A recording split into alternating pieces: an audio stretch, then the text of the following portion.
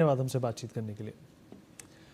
All right, some breaking news coming in. AIIMS Delhi has constituted a 4-member medical board for the second autopsy in the Trisha Sharma death case. AIIMS Delhi director has been authorized by the court to form the panel, and Dr. Sudhir Gupta, chief of forensic medicine at AIIMS, has led the formation of the expert team with approval from the director.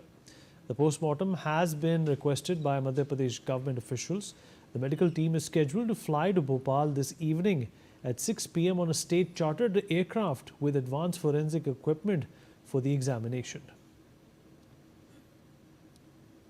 Prakhar Jain, my colleague, joins us on the broadcast to talk more about this. Prakhar, अगर आप मेरी आवाज़ सुन पा रहे हैं?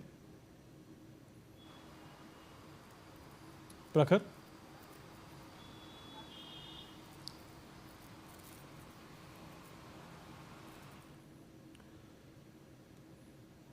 प्रखर अगर आप मेरी आवाज सुन पा रहे हैं तो जवाब दीजिए।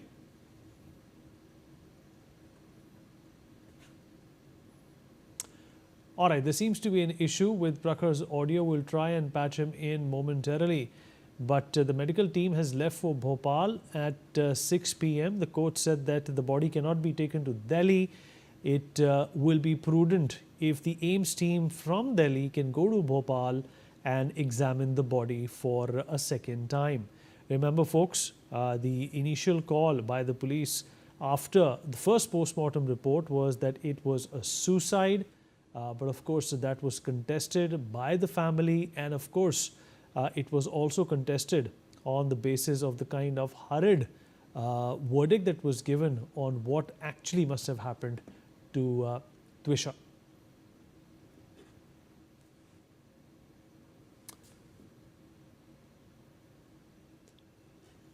All right, once again, folks, this is the latest update coming in that a medical team has left from Delhi to go to Bhopal and examine the body for a second time. K.K. Sharma, Supreme Court lawyer, is joining us on the broadcast to talk more about this. Mr. Sharma, when there is a clear directive from the court to examine the body for a second time in Bhopal, the family still is of the opinion that there are delays taking place, and it would be best if the CBI takes charge of this entire case. No, basically this is up to the government to whom they want to get it investigated. So far as second postmortem is concerned, and so far as doctor's team is concerned, it is a purely matter of investigation. Basically, investigation officer has to coordinate with the team, and he has to submit the report before the court. So in that all investigations proceedings, the victim family does not have much say. Only they can ask to the court to monitoring all the situations. That is all. Yes. All right, Mr. Sharma, appreciate you joining us. More breaking news coming in. In a key development in the Trisha Sharma death case, the counsel for accused Samarth Singh has submitted his passport to the court after his arrest from Jabalpur. The passport submission comes as part of the legal proceedings following his production before the judicial magistrate first class in Bhopal. Prakhar, my colleague, is joining us on the broadcast. Prakhar, अगर आप मेरी आवाज़ सुन पा रहे हैं?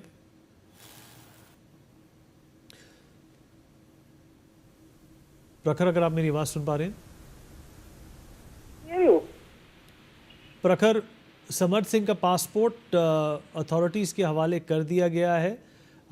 उनके वकील और समर्थ कह रहे हैं कि वो पूरी तरह से एजेंसीज के साथ और पुलिस के साथ कोऑपरेट कर रहे हैं। देखिए, बिल्कुल पासपोर्ट तो दे दिया है, लेकिन कोऑपरेट कहाँ कर रहे हैं ये हमें बीते 10 दिनों में कहीं दिखाई नहीं दिया।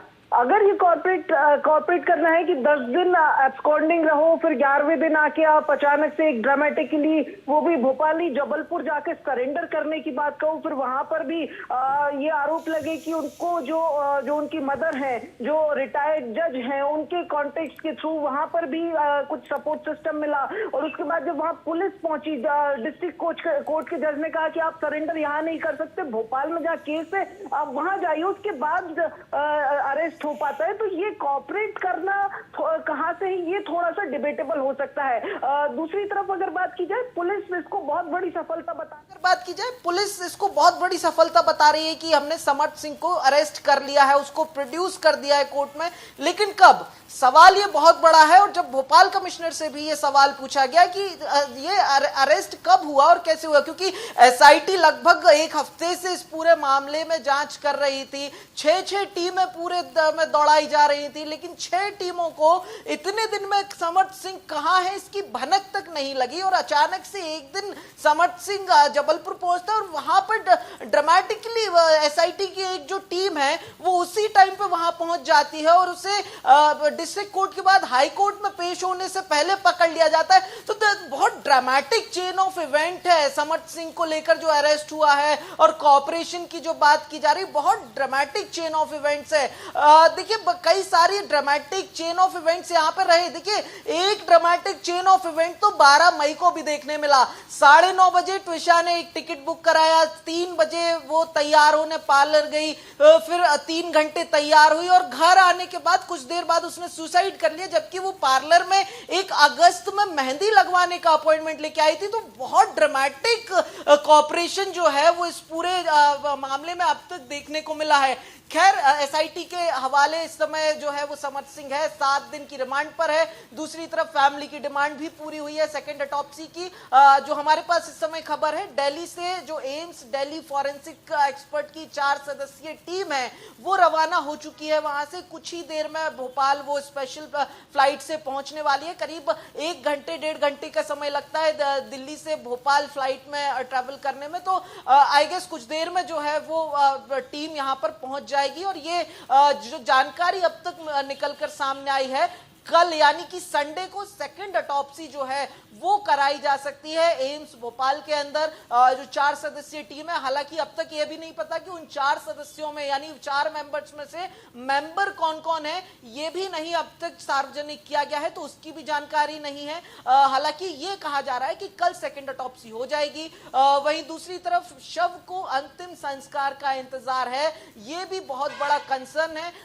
जो हमने हालांकि फैमिली से जब हमने बात की थी तो फैमिली की तरफ से ये कहा गया कि सेकंड ऑटोप्सी हो जाने के बाद जब उसकी रिपोर्ट आ जाएगी तो फर्दर वेट नहीं किया जाएगा और तुरंत शव का अंतिम संस्कार कर दिया जाएगा। लेकिन सवाल जो है वो तब भी घूम फिर कर वहीं आ जाएगा, जैसे नवनिधि शर्मा जी भी जब हमारे साथ अभी जुड़े हुए थे तो उन्होंने भी उठाया कि कहीं ये केस भी आरुषि तलवार केस जैसा ना बन जाए, कहीं ये केस भी सुशांत सिंह केस जैसा ना बन जाए। उनकी ये आशंकाएं थी। तो इस बात से ये अंदाजा लगाया जा सकता है कि किस बात की आशंकाएं हैं, क्योंकि बहुत सारे चेन ऑफ इवेंट्स में अगर देखा जाए तो कई सारे ऐसे भी चीजें निकलकर सामने आई जो बहुत ज्यादा लूपहोल निकलकर सामने आती है। जैसे सबसे पहली बात तो ये कि जब ट्विशा की मृत्यु हुई, जब उसको एम्स भोपाल में मृत घोषित कर दिया गया, तो उसके ठीक बाद जो है वो फैमिली को कॉल करके, ट्विशा की फैमिली को कॉल करके बता तो दिया कि ट्विशा अब सांस नहीं ले रही, लेकिन उससे जितने कॉल ट्विशा के मदर फादर को किए गए उससे ज्यादा कॉल्स जो है वो अपने इन्फ्लुएंशियल सर्किल में किए गए, जजेस को किए गए, वकीलों को किए गए, आईएएस आईपीएस दोस्त सर्किल में भी किए गए और यहां तक कि सीसीटीवी फुटेज वालों को भी किए गए। तो ये बहुत ड्रामेटिक चेन ऑफ इवेंट्स है। हालांकि ये अभी लाइन ऑफ इन्वेस्टिगेशन में आएगा। मंडे कल यानी संडे और मंडे का दिन इस पूरे केस में बहुत अहम कड़ी जोड़ने वाला है, क्योंकि कल सेकंड ऑटोप्सी हो सकती है। तो मंडे को अगर बात की जाए तो गिरीवाला सिंह जो 3 बार नोटिस देने के बावजूद भी पुलिस इन्वेस्टिगेशन में एसआईटी के सामने नहीं पेश हुई हैं अपने बयान दर्ज कराने, तो उनकी एंटीसिपेटरी बेल जो है रद्द कराने के लिए पुलिस हाई कोर्ट पहुंची थी और उस एप्लीकेशन का, उस अपील की जो सुनवाई है वो भी मंडे को होनी है। तो ये 2 दिन जो आने वाले हैं ये इस केस में एक टर्निंग पॉइंट भी साबित हो सकते हैं, based on the findings of second autopsy which has to be done in AIIMS Bhopal tomorrow and the hearing of redemption of anticipatory bail of Giriwala Singh, the retired judge and sitting and who was a sitting. आपका बहुत-बहुत शुक्रिया. We are dipping into a very short break, but news and updates will continue on the other side.